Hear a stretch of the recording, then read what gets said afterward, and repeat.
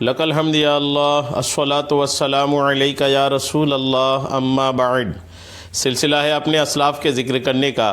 آج 22 جمادی الثانی ہے اور آج الحمدللہ دنیا اسلام یوم صدیق اکبر منانے کی شہادتیں حاصل کر رہے ہیں۔ 22 جمادی الثانی کی مبارک تاریخ حضرت ابوبکر صدیق رضی اللہ تعالیٰ عنہ کے یوم وصال کی تاریخ ہے، یوم صدیق اکبر ہے۔ اور اس یوم صدیق اکبر کے موقع پر میں آپ کو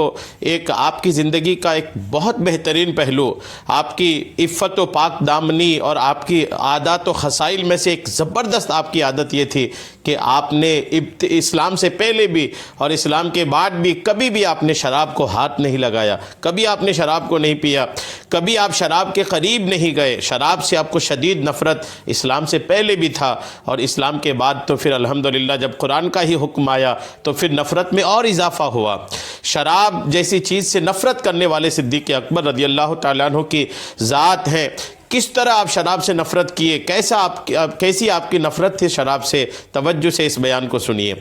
حضرت سیدنا ابوبکر صدیق رضی اللہ تعالیٰ عنہ زمانہ جاہلیت میں بھی، یعنی اسلام سے پہلے بھی عربوں میں رائج متعدد عیوب اور اخلاقی بے راہ رویوں سے مکمل طور پر بچے ہوئے تھے، اور آپ رضی اللہ تعالیٰ عنہ کی نفیس فطرت میں ہی ایسی غلیظ چیزوں کی نفرت بسی ہوئی تھی۔ خصوصاً شراب جیسی ام الخبائث چیز کو آپ نے کبھی ہاتھ نہ لگایا۔ چنانچہ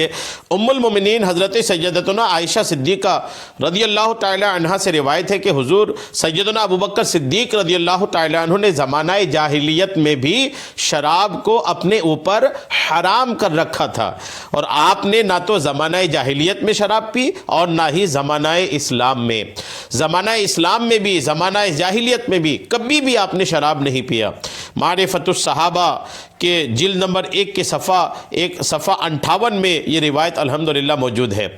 ایک مرتبہ صدیق اکبر رضی اللہ تعالیٰ عنہ ایسے شخص کے پاس سے گزرے جو شراب کے نشے میں مدہوش تھا۔ وہ گندگی میں اپنا ہاتھ ڈالتا اور اسے اپنے منہ کے قریب کرتا، جب اس کی بدبو محسوس ہوتی تو دور کر دیتا۔ آپ رضی اللہ تعالیٰ عنہ نے یہ دیکھا تو ارشاد فرمایا، اسے معلوم ہی نہیں کہ یہ کیا کر رہا ہے۔ بس اس کے بعد عاشق اکبر صدیق اکبر رضی اللہ تعالیٰ عنہ کو شراب سے سخت نفرت ہو گئی اور اسے اپنے اوپر حرام کیا۔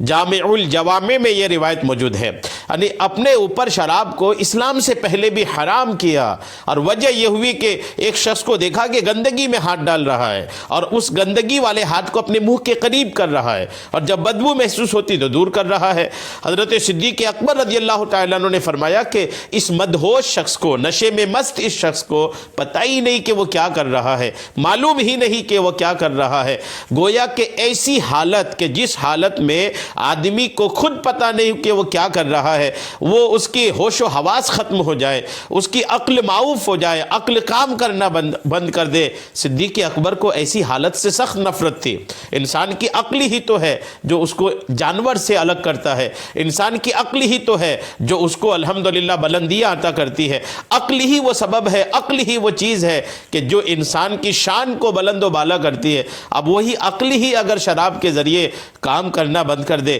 وہ عقل اگر اپنی کرتوت، اپنی ایکٹیویٹی بند کر دے، تو ایسی چیز شراب سے آدمی کو کتنی دور رہنے کی ضرورت ہے، یہ عقل مند سے چھپا ہوا نہیں ہے۔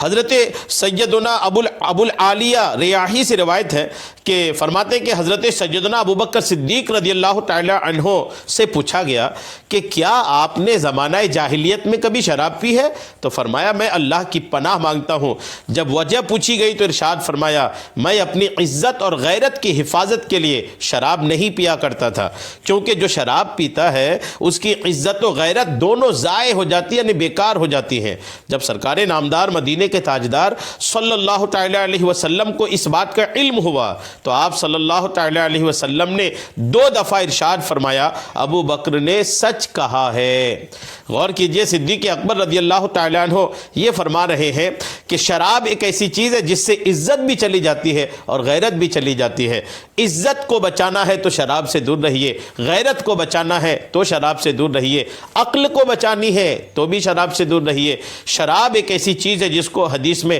ام الخبائث یعنی گناہوں کی ماں کہا گیا ہے۔ شراب جیسی اس بیکار چیز کو، شراب جیسی منحوس چیز کو، شراب جیسی گندی چیز کو آج ایک بڑی تعداد ہے مسلمانوں کی جو استعمال کر رہی ہے، نوجوانوں کی ایک تعداد ہے جو اس کو پیتی ہے۔ شراب کے نام پر صرف وہ لکوڈ پینے کو ہی شراب نہیں کہتے، یاد رکھیے گا، ہر وہ چیز جو نشہ لاتی ہے وہ شراب ہے، ہر وہ چیز جو نشہ لاتی ہے وہ حرام ہے، چاہے گانجے کی شکل میں ہو، چاہے افیون کی شکل میں ہو، چاہے ٹیبلٹ کی شکل میں ہو، چاہے انجیکشن کی شکل میں ہو، چاہے کسی اور چیز کی صورت میں ہو، جو چیز بھی نشہ لاتی ہے اسلام اس کو حرام قرار دیا ہے۔ اس لیے مسلمانوں گانجے سے محفوظ رہو، شراب سے دور رہو، ہر وہ چیز جو آپ کی عقل کو بند کر دے، عقل کام کرنا بند کر دے جس چیز سے، اس چیز سے خود بھی دور رہیے، اپنوں کو بھی دور رکھیے، اپنے پڑوسیوں کو بھی دور رکھیے، رشتہ داروں کو بھی دور رکھنے کی کوشش کیجیے۔ نوجوانوں سے میں خاص کر کہوں گا، نوجوانوں اگر آپ نشہ لیتے ہو،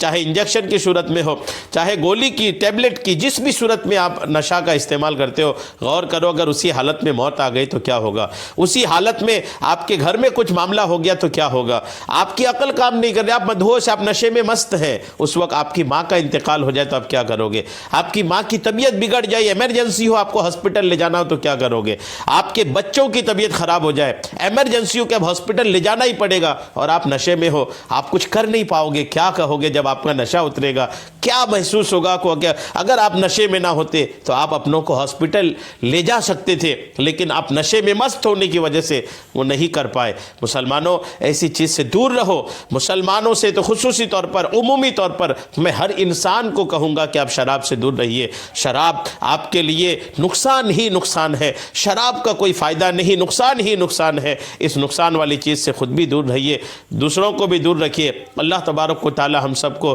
سننے سے کہیں زیادہ عمل کی توفیق عطا فرمائے، آمین بجاہ النبی الامین صلی اللہ تعالی علیہ وسلم۔